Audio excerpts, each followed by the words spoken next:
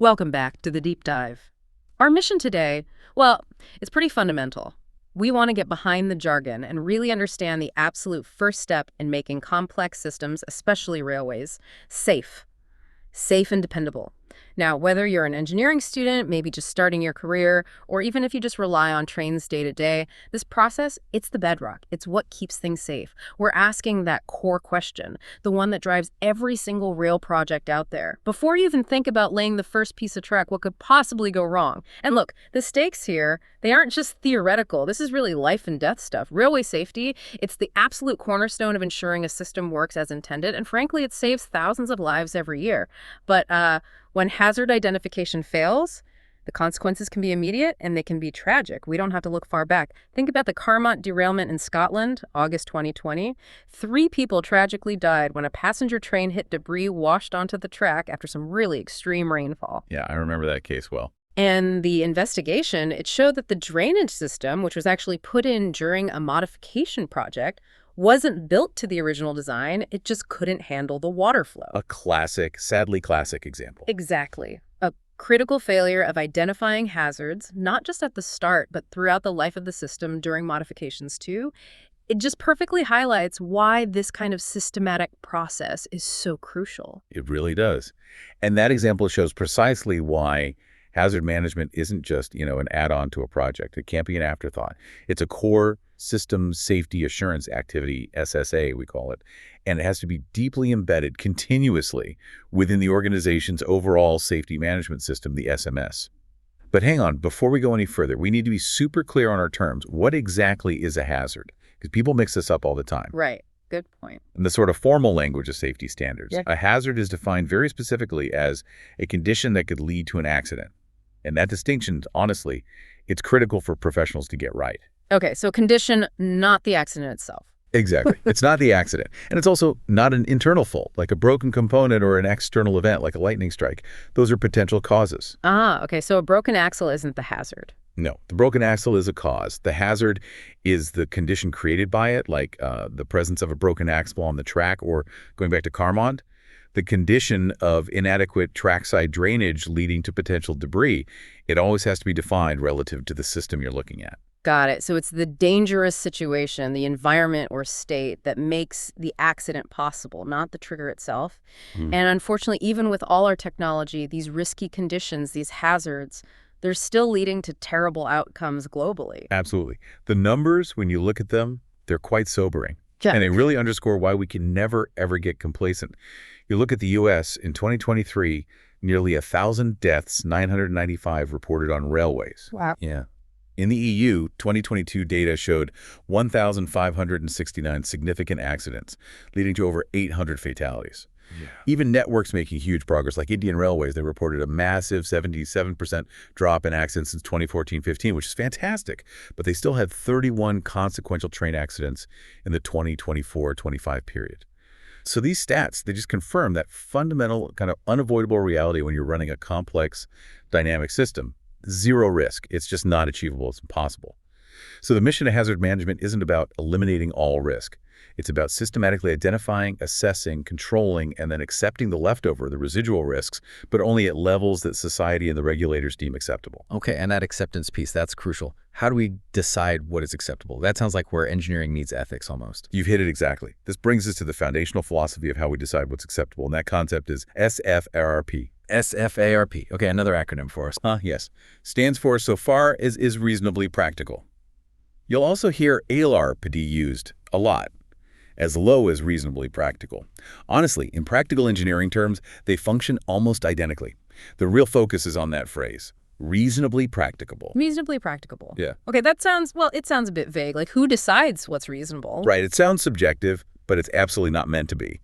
Determining what's reasonably practicable involves a formal, systematic process. It's calculation, really. Yeah. You have to weigh the quantum of the risk. How big is the risk?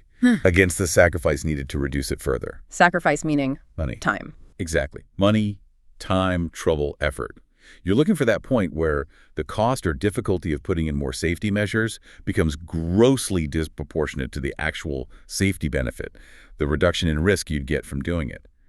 And this idea isn't brand new, It has deep roots, going back to UK case law, actually. There was a famous case, Edwards v. National Coal Board, back in 1949. That case really established this principle of balancing risk against the sacrifice needed to avoid it when figuring out someone's duty of care. Interesting historical context, but let's bring it to today.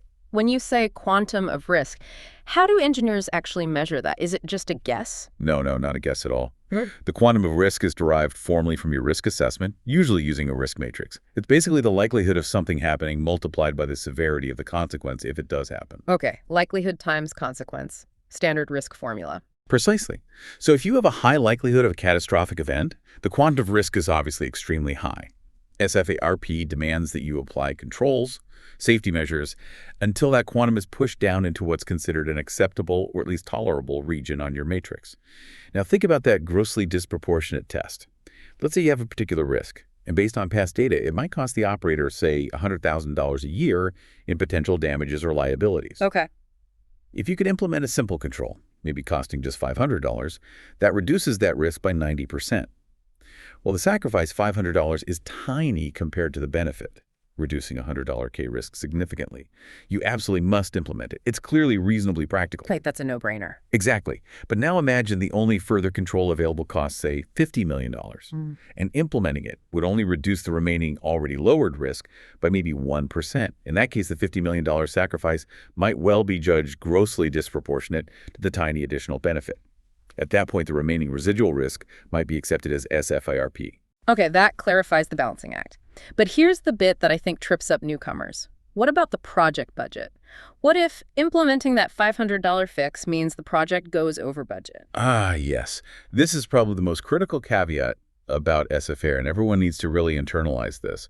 The SFAR principle cannot just be used as an excuse to save money or meet a budget target. So we can't afford it isn't a valid argument. Absolutely not on its own. Simply not having the budget allocated or wanting to protect profits is not a valid SFAR argument.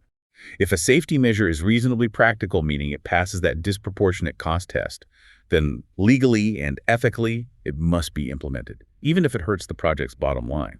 You do see operators sometimes trying to formalize this. Some rail operators, like maybe ScotRail or Transport for London, might use internal cost-benefit ratios, perhaps something like a 3.1 ratio.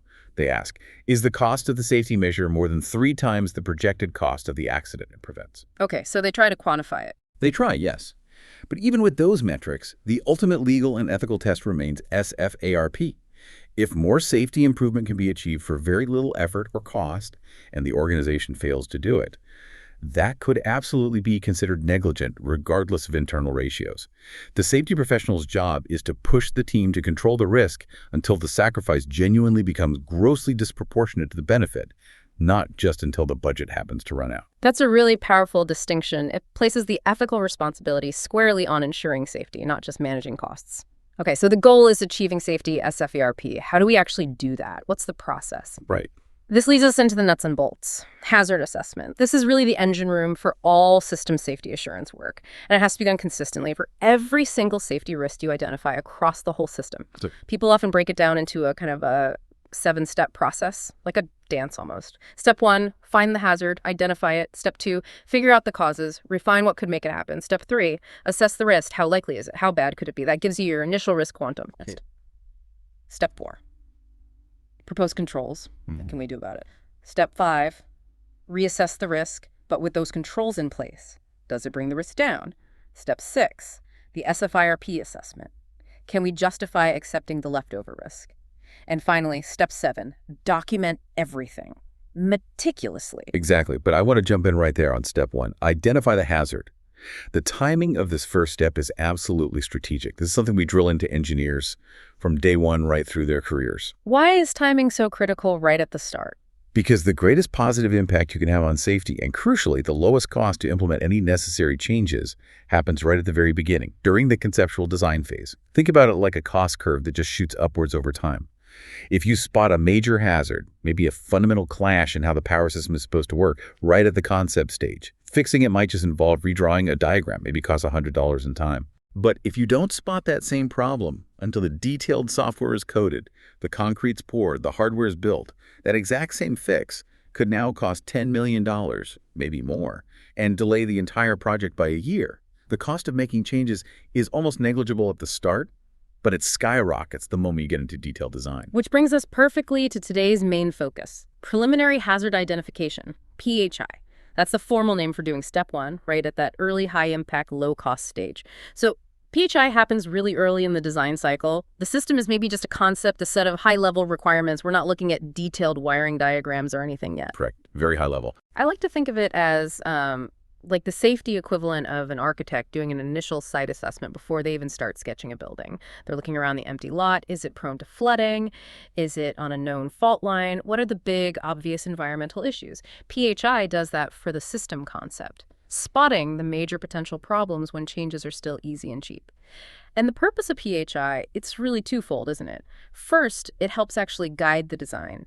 By thinking about risks right at the concept stage, you can potentially design hazards out completely rather than having to manage them later with complex controls. Designing inherent safety in, yes, that's the ideal. And second, and this is super important for the folks writing the system specifications, PHI identifies what we call derived requirements. These are safety rules, safety mandates that maybe weren't in the original customer specification, but they emerge directly from this early hazard thinking. Exactly. A classic example is platform screen doors on metro systems. Right.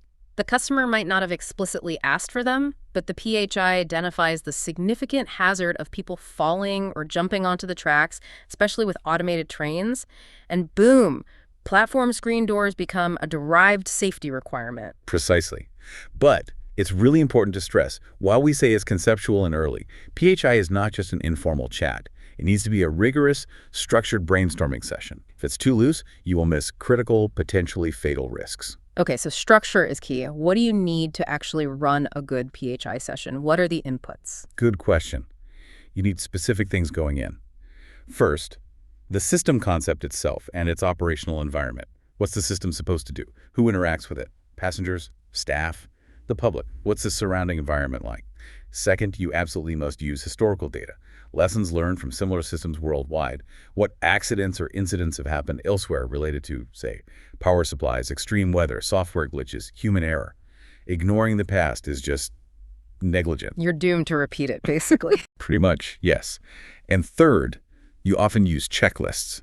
These aren't just random lists. They're compiled from decades of industry experience, standards, and regulations, covering common hazard types specific to the technology or domain, like signaling, rolling stock, or track infrastructure. And who needs to be in the room for this structured brainstorming? Can the project manager just lead it with the checklist? Definitely not. The mix of people in the PHI workshop is absolutely critical for success. You need that diversity of perspectives. You need the technical subject matter experts, the SMEs, who really understand the guts of the proposed technology. The engineers. Yes. But you also need these system safety assurance practitioners, the safety experts who know the hazard management process and the standards. And you need the project managers who understand the overall constraints and program goals. Crucially, you often need operations and maintenance folks represented too, even at this early stage. Why them so early on? Because the person who has to maintain the system or operate it day in, day out often sees practical risks that the designer, sitting in an office, might completely overlook. How easy is it to access for repair? What happens if a user does something unexpected? That operational view is invaluable. Makes sense. So you get this diverse team together. How do they actually brainstorm systematically? You mentioned guide words. Yes, guide words are a common technique, especially borrowed from methodologies like HAZOP, which we'll touch on later. These are simple words used to prompt thinking about deviations. Words like more, less, no, or none reverse, other than part of. How would that work in practice? Okay, say you're discussing a proposed function, like transmit train speed data to control center. The team would apply the guide words. What happens if there's no transmission? Or less data than expected? Or more data, like corrupted data? Or the data is other than speed data? Or you only get part of the message? It forces you to systematically consider failure modes conceptually.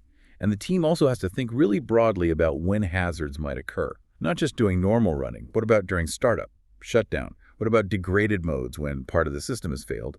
What about during maintenance? And crucially, what about externally initiated hazards? Things like extreme weather, power outages, vandalism, or even just foreseeable human errors. Wow, okay, so it's a very comprehensive sweep. And the output of all this, what comes out of a PHI workshop? Several key things. First, you get the preliminary hazard list, or PHL. This is the initial catalog of all the potential hazards identified at the conceptual level. Second, and this is fundamentally important, you get the initial hazard log. This is the start of a formal record, a database really, that will track every single hazard identified throughout the entire life cycle of the system, from this point right through to decommissioning. The living document you mentioned earlier? Exactly. It's born in PHI. And third, as we discussed, you get those crucial derived requirements. The safety needs identified in PHI get formally documented and fed straight back into the system requirements specification, making sure safety is designed in from the outset. And just to hammer that point home about the hazard log, it's not static, right? You don't just identify hazards and then forget them. Absolutely not. That log is active. Hazards are tracked, assigned owners, controls are developed and verified, and the risk is reassessed. Hazards are never simply deleted from the log. If a hazard is later found to be genuinely irrelevant, or it's fully controlled, it gets formally closed out, but with a clear, traceable justification recorded in the log. That discipline is essential for accountability. Okay, clear. Now let's tackle something that often confuses people just starting out. The difference between this preliminary hazard identification, PHI we've been talking about, and preliminary hazard analysis, PHA, they sound really similar. They do, and the confusion is understandable, but they are distinct, sequential steps. And knowing the difference is really important for doing the job properly. Can we use that house analogy again? Yeah, let's stick with that. We said PHI, the identification step, is like walking the empty building lot. Yeah. You're looking around using experience and checklists, asking broad questions. Okay, this area looks low-lying, maybe prone to flooding. We need to watch out for that. Is the ground stable? Fire risk from nearby trees? You're identifying what the potential big-picture safety problems might be. You're making a list. Okay, cataloging potential issues. Exactly. Now, PHA, the analysis step, comes next, usually after you have a more defined concept or initial design. This is where you pull out the architect's first set of blueprints, maybe the results of soil testing. You're no longer just saying, watch out for flooding. You're now analyzing, based on the proposed foundation design, the soil type, the local rainfall data, how exactly could flooding impact this structure? How deep does the foundation need to be to mitigate it? What specific fire-resistant materials do we need and where? Okay. So PHA takes the what from PHI and drills down into the how and how bad. Precisely. PHI might identify the hazard potential for train collision due to braking system failure. PHA is where you systematically analyze the specific ways the braking system could fail, component failures, software errors, hydraulic leaks, and you start to calculate the likelihood and consequence of that specific failure path leading to a collision. You're quantifying the risk associated with the identified hazard. So to summarize the difference, PHI is about brainstorming and checklists at the very early concept stage to find what might be hazardous. PHA happens a bit later once the concept is clearer and uses systematic analytical methods to figure out how those hazards could occur and how serious they are. Perfect summary. And that difference in method is driven by the level of detail you have available. PHA fundamentally requires a defined system model. You can't do systematic analysis without some kind of map or blueprint of the system you're analyzing. What needs to be in that system model for PHA? Typically, it needs to define the system's scope and boundary, what's in the system we're analyzing and what's outside it, and how do they interface. It needs to define the system's inputs, outputs, and its key functions. Critically, it must define all the operational modes, normal running, degraded modes, startup, shutdown, maintenance modes, and finally, it usually needs a preliminary internal structure, showing the main subsystems and how they connect and interact. Okay, so you need that level of definition before you can really start the analysis part. If PHI is like structured brainstorming, PHA sounds much more like rigorous, almost mathematical engineering analysis. What are some of the main tools or techniques used in PHA? There are several core analytical techniques, and yes, they're much more systematic than brainstorming. Early career professionals definitely need to get familiar with these. They tend to look at failure from different angles. Give us the highlights. Okay, first up is functional failure analysis, or FFA. This is generally a top-down approach. You look at the defined functions of the system, say a function like maintain safe train separation. Then you ask, what happens if this function fails completely? What if it performs incorrectly? F-sample maintains too much separation or too little. What if it performs when it shouldn't? FFA helps identify the hazardous consequences resulting from these functional failures. Second, you've got event tree analysis, ETA. This works forward from a specific initiating event. You start with something going wrong, maybe a signal failure or a power surge. Then you map out the sequence of events and the safety systems or barriers that are supposed to respond. For each barrier, you consider if it works or fails. This creates branches, like a tree, showing all the possible outcomes, from the system handling the event safely, right through to a potential accident. So it shows how dependent safety is on multiple things working correctly. Exactly. It highlights the importance of safety barriers and can show weaknesses if multiple barriers can be defeated by the same event. Third, kind of the mirror image of ETA, is fault tree analysis, or FTA. This works backward. You start with a specific undesired event at the top event, like train passes signal at danger. Then you deductively work downwards, using logic gates like NND and OR, to identify all the combinations of lower-level failures, component failures, human errors, software faults that could possibly lead to that top event occurring. That sounds incredibly useful for digging into root causes. What's the unique power of FTA? FTA is fantastic for finding common mode failures. These are really insidious. It's when a single underlying cause, maybe a contaminated batch of lubricant, a power supply failure, a software bug, can cause multiple, seemingly independent components or systems to fail simultaneously. Your redundant safety systems might rely on these components, so a common mode failure can wipe out your redundancy. FTA forces you to look for those hidden dependencies. And fourth, a very common technique, especially in process industries, but used heavily in rail too, is HAZLP, Hazard and Operability Study. Remember those guide words from PHI? More, less, no. HAZLP applies those same guide words, but in a very structured way, to specific parameters of the system as defined in the system model. Things like speed, pressure, flow rate, timing, beta values. So like more speed than intended, less time for a sequence. Exactly. What if there's more pressure in a hydraulic line? Or less time allowed for passenger boarding, or reverse flow of data? You systematically examine deviations from the intended design for each part of the process or system. It's incredibly thorough for finding potential operational problems and hazards. And the level of detail you get from these systematic PHA techniques is far beyond simple brainstorming. For example, some detailed academic research on rail station safety didn't just list congestion as a hazard. Using analysis like this, they were able to identify and map out over 240 specific risk interaction chains, showing precisely how, say, a minor door failure could interact with platform crowding, which could then lead to passengers pushing, potentially causing someone to fall. That kind of intricate, chained understanding only comes from rigorous, systematic analysis like PHA.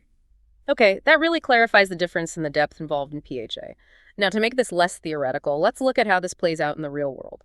The Middle East has seen massive railway development recently that must be a hotbed for applying these hazard management principles under pressure. Absolutely. The scale and speed of projects there provide some fantastic examples of systematic safety management in action, often on highly complex automated systems. Let's start with the Dubai Metro. That's been running since 2009, right? Fully automated, driverless. Yes, one of the longest driverless systems globally. And it's really a benchmark for safety by design. Because there's no driver as a fallback, safety had to be absolutely integral from day one, right from the earliest conceptual stages. So PHI and PHA were critical from the start. Critically important. Every safety-related component and subsystem had to adhere strictly to demanding international standards, like IEC 61508 for functional safety, often requiring high safety integrity levels, or SILs. And things we see there, like the platform screen doors we mentioned, the sophisticated automated train control, the fire suppression systems, those weren't just nice-to-haves. Not at all. Those are prime examples of derived requirements that would have come directly out of the early PHI and PHA activities. The hazard of passengers on the track in a driverless system, mitigated by platform screen doors. The hazard of collision, mitigated by the automated signaling and control. These were essential controls identified and designed in response to specific hazards, and their focus continues. The Dubai Roads and Transport Authority, the RTA, is actively running major risk awareness training programs for hundreds of its professionals right now in 2025 to keep that safety culture strong. Impressive commitment. What about elsewhere? Qatar Rail's Doha Metro. Doha is another great example, particularly illustrating the crucial role of the Independent Safety Assessor, the ISA. For that project, also a high-speed automated system, they brought in an external company specifically to act as the ISA. What does the ISA actually do? Their job is to provide independent scrutiny and validation of the entire safety process across all the different contractors and suppliers involved. They review the hazard logs, the risk assessments, the SFARP justifications, the testing evidence. They ensure that the safety requirements identified in PHI and PHA are actually being met in the final implemented system. For a complex project with many players, that independent check is absolutely vital for overall system assurance. Okay, so independent verification. Now, you mentioned Saudi Arabia Railways, SAR, earlier in the context of culture. What was their story? SAR provides a really valuable lesson about overcoming the dangers of a silo mentality in hazard management. Around 2021, they recognized that different departments, operations, maintenance, engineering, corporate management were often doing their own risk assessments in isolation. So they weren't talking to each other about risks. Effectively, yes, or at least not systematically. This meant that risks that cut across departmental boundaries could easily be missed or underestimated. For instance, a track defect might be seen as purely a maintenance issue, but its consequences like service delays impact operations. And maybe its root cause was a decision made by procurement or finance. Ah, the interactions again. Exactly. So SAR implemented a comprehensive enterprise risk management framework, aligning with the international standard ISO 31000. This wasn't trivial. It involved apparently over 190 consultation workshops involving people from 57 different departments. Wow. Yes, a huge effort. But the goal was to create a unified shared view of risks across the entire organization, breaking down those silos and ensuring that cross-functional risks were properly identified, assessed, and managed. That's a major cultural shift. And one more quick example of the UAE's Etihad Rail. Anything specific there? Etihad Rail highlights how hazard analysis directly drives the specification of safety technology. For instance, in their depots, where staff work near moving trains, they implemented Advanced Depot Protection Systems, or DPS. These systems were specified to meet Safety Integrity Level 2, SILA, according to IEC 61508. SIL2, what does that mean in practice for the depot? It means the system requires a certain proven level of reliability and effectiveness in preventing accidents. Their DPS uses things like RFID tags for worker access control and Wi-Fi-based interlocks on vehicles. Basically, a shunting locomotive cannot be moved unless the system digitally confirms that all necessary safety conditions are met, like staff being clear of the track section. That specific requirement for a SANL2 rated system wouldn't have just appeared. It would have come directly from a PHA that identified the severe risk of train staff collisions in the depot environment and determined that a high-integrity protection system was necessary, SFARP. Okay, you've mentioned SIL levels and standards like IEC 61508 a few times now. Let's maybe zoom out slightly and touch on the key international standards that govern all this.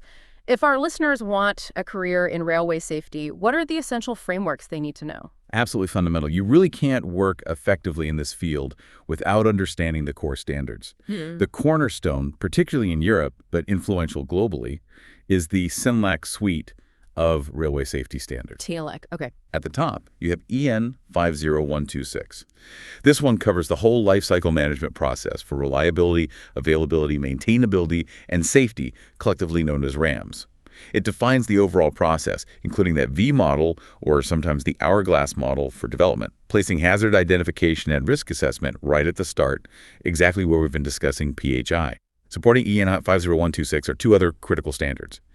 EN 50128 deals specifically with the development of safety-related software for railway control and protection systems. Think signaling software, train control software. It dictates rigorous processes for specifying, designing, coding, testing, and validating that software to ensure it achieves the required safety level. So that's the software side. Correct. And EN 50129 covers the hardware side, the electronic systems used in signaling and control. It specifies requirements for the design, manufacturing, installation, and maintenance of safety-related electronic hardware to ensure it's reliable and fails in a safe manner. Together, 50126, 50128, and 50129 form the backbone of the CINLEC framework for railway RAMs. And these CINLEC standards work hand in glove with the broader generic functional safety standard, IEC 61508. This standard isn't specific to rail. It applies across many industries.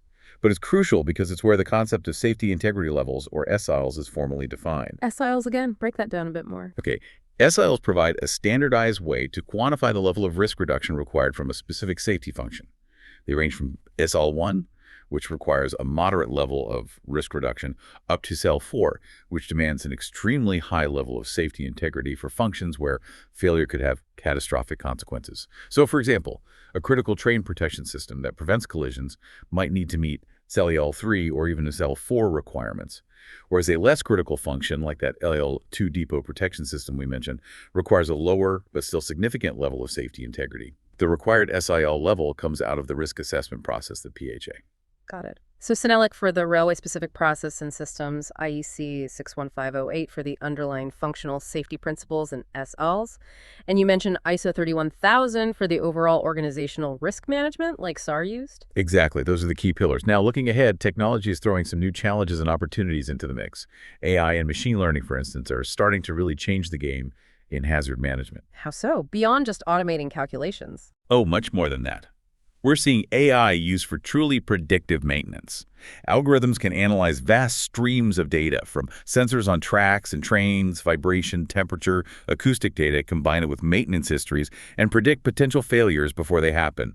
Some systems are claiming accuracy levels around 97% in identifying specific track degradation issues. So fixing things before they become hazards? Precisely. That's a huge safety win. We're also seeing AI applied to analyze complex operational data to spot patterns that might indicate rising risk, maybe related to human factors like operator fatigue or non-standard procedures, allowing for intervention before an incident occurs. That sounds incredibly powerful, but it also sounds like a new source of hazards itself, right?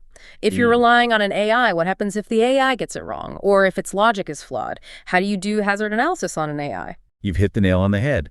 That is the critical challenge right now. AI offers enormous potential benefits, but it also introduces new, complex, and often non-deterministic hazards.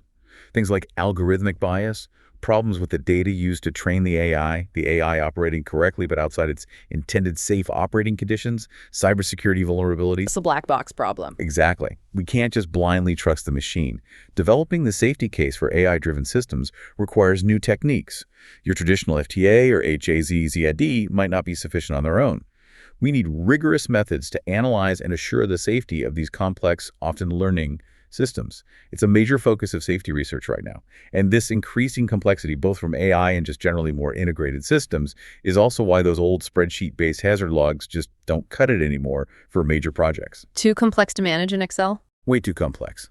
There's a big shift towards integrated hazard management software solutions. Tools like Synergy Life or similar platforms.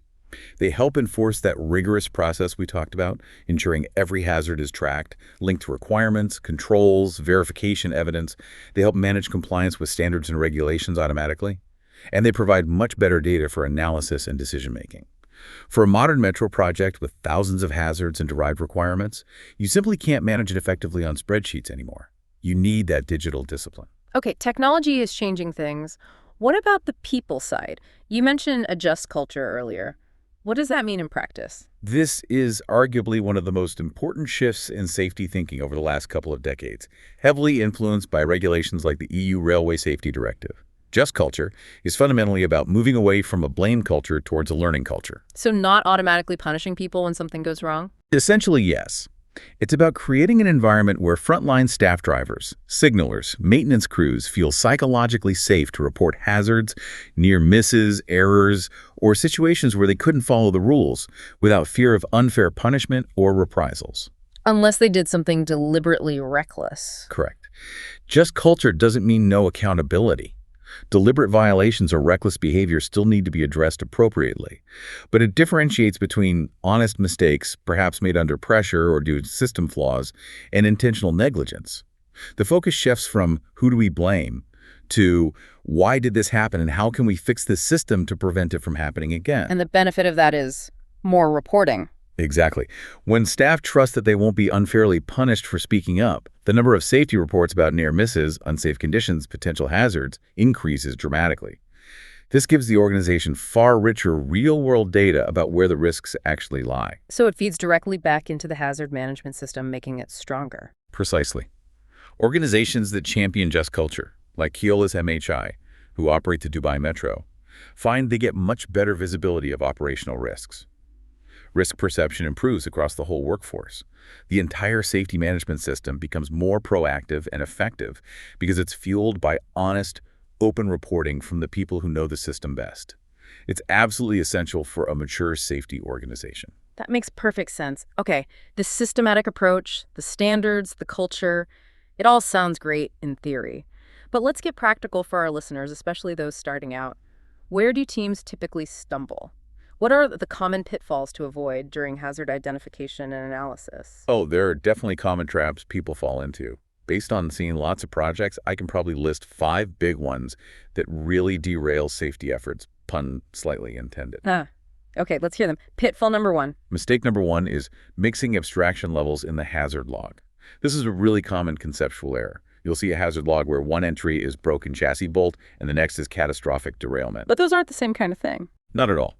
A broken bolt is a cause, or maybe a failure mode of a component. A derailment is the accident, the ultimate undesired event. Your hazard needs to be defined as a condition at a consistent system level, like we discussed earlier. Maybe condition of degraded primary suspension integrity. If you mix these levels, causes, hazards, accidents all in the same list, you can't assess the risk consistently, your controls won't make sense, and your SFARP justification becomes meaningless. Keep the levels distinct. Okay. Consistent abstraction level for hazards. Got it. Pitfall 2. Number 2, inadequate stakeholder engagement. We touched on this with the PHI workshop. If you try to do hazard identification or analysis just with the design engineers or just with the safety team, you will miss things. You absolutely need input from operations, maintenance, human factor specialists, maybe even end users or passenger representatives, depending on the hazard. Failing to get that broad input, especially from those who run and fix the system daily, is a guarantee you'll overlook critical real-world hazards. Don't do it in a vacuum. Makes sense. Yeah. Pitfall 3. Number 3 is potentially fatal. Ignoring historical data. We keep coming back to Carmont, but it's such a stark lesson. If your team doesn't proactively look for and learn from incident reports, accident investigations, and safety alerts from similar systems, not just within your own company, but globally, and maybe even from analogous systems in other industries, you are basically choosing to repeat past failures. The history of safety is largely written in the lessons learned from things going wrong. You have to study it. Don't reinvent the wheel, especially if the old wheel exploded. Okay, number 4. Pitfall number 4, silo mentality during the analysis itself. This is related to stakeholder engagement, but it's about how the analysis is structured. If the team analyzing the power system risks works completely separately from the team analyzing the signaling risks, and they only talk at the very end, they are highly likely to miss the critical risks that exist at the interface between those two systems. Those system boundaries are often where the most complex and dangerous interactions occur. Analysis needs to be integrated. Break down the walls between teams. And the last one, number 5. And finally, mistake number 5, overconfidence in automation and undervaluing human factors. Yes, we have amazing technology now, automated systems, AI on the horizon, but technology doesn't eliminate human involvement. It often just shifts it.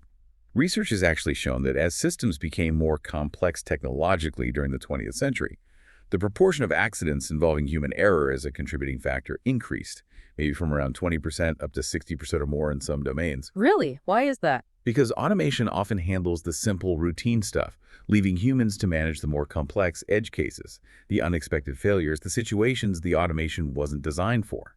So understanding human capabilities and limitations, designing good interfaces, providing proper training and procedures, human factors analysis becomes even more critical in highly automated systems, not less. You can't just assume the tech will handle everything. Fascinating point. Okay, so avoid those 5 pitfalls. Now let's flip it. Synthesizing everything we've discussed, what are the absolute must-have skills and knowledge areas our listeners should really focus on developing right now if they want to excel in railway safety? Okay, if I had to boil it down, I'd say focus on these 5 core competencies. First, master SFARP. Truly understand what reasonably practicable means. Learn how to construct a robust SFARP argument based on risk assessment and the grossly disproportionate test. And critically, internalize that we can't afford it is not by itself a valid justification for not implementing a needed safety measure. Second, know the difference between PHI and PHA. Be crystal clear on the purpose, timing, inputs, methods, and outputs of each. PHI is broad, conceptual, early identification. PHA is later, detailed, systematic analysis using defined models. Articulating that difference is fundamental. Third, cultivate systematic thinking. Don't just rely on brainstorming. Learn how to actually use the structured analytical techniques, AJ's AOP, fault tree analysis, FDA, event tree analysis, ETA. Practice applying them, even on simple examples, to understand the unique insights each one provides. That analytical rigor is key. Fourth, understand the standards. You don't need to memorize every clause, but you absolutely need familiarity with the key frameworks. EN 50126 for the overall RAMS process, the Cinelec family, 50128 for software, 50129 for hardware, IEC 61508 for functional safety and SLs, and ISO 31000 for organizational risk management. Know what they cover and when they apply. And fifth, maybe tying it all together, develop extreme documentation discipline. The hazard log is not just project documentation, it's a legal record. It needs to be clear, complete, accurate, and traceable throughout the system's life. Every hazard identified needs a documented trail showing how it was assessed, controlled, verified, and ultimately closed out with justification. Manage the log, don't just fill it. Master SFARP, no PHI versus PHA. Think systematically, understand standards, and document meticulously. That's a solid list. It really drives home that hazard management isn't just some bureaucratic box-ticking exercise. It's a complex, demanding, but absolutely vital systematic process. It's what transforms piles of metal and code into systems we can trust, systems that save lives and prevent those terrible accidents. And just underline, the career opportunity here is significant. With railways expanding rapidly in many parts of the world, the Middle East, Asia, and established networks undergoing massive digital upgrades, the demand for skilled safety assurance professionals is really strong, and it's growing, especially for people who understand both these traditional hazard analysis methods and can grapple with the new challenges of digital systems, cyber-physical risks, and AI safety cases. You'll be highly sought after. We have covered a lot of ground today, haven't we? From the basic definition of a hazard through SFERP, PHI, PHA standards culture. But maybe as a final thought for listeners to mull over. Yeah. We've mostly talked about identifying hazards and preventing specific failures that could lead to an accident. Single cause, single effect, almost. But the real cutting edge of safety thinking now is looking beyond that, studying how hazards rarely exist in isolation. Instead, they form complex interaction chains. Interaction chains, like we discussed with the station congestion example. Exactly like that. The next frontier is really moving beyond just preventing component failure A from causing accident B. It's about understanding how a seemingly minor event or condition in one part of the system, maybe a small train delay, a temporary communication glitch, a bit of unexpected crowding can cascade, how it can trigger secondary or tertiary effects across different domains, technical, human, procedural, potentially leading to a major accident through a pathway nobody foresaw by just looking at individual hazards. Analyzing these complex cross-domain interaction networks, understanding the emergent system behavior, that's where we need to go to anticipate and prevent the truly systemic failures in the increasingly complex transport systems of the future. The ultimate goal, though, it remains simple. Deceptively simple, perhaps, but profound. Make sure everyone, every passenger, every worker gets home safely at the end of the day. Thanks for listening to Safe Tracks, the Systems Safety Assurance podcast. Here, we talk all about how safety assurance keeps our railways running safely, smoothly, and reliably every single day. If you're curious about RAM management, RAM analysis, and how reliability is actually calculated, check out the RAM's Ready podcast playlist on this channel. It's packed with great insights. And hey, don't forget to subscribe and tap the notification bell so you'll know the moment a new episode is out. Until next time, stay safe, stay assured.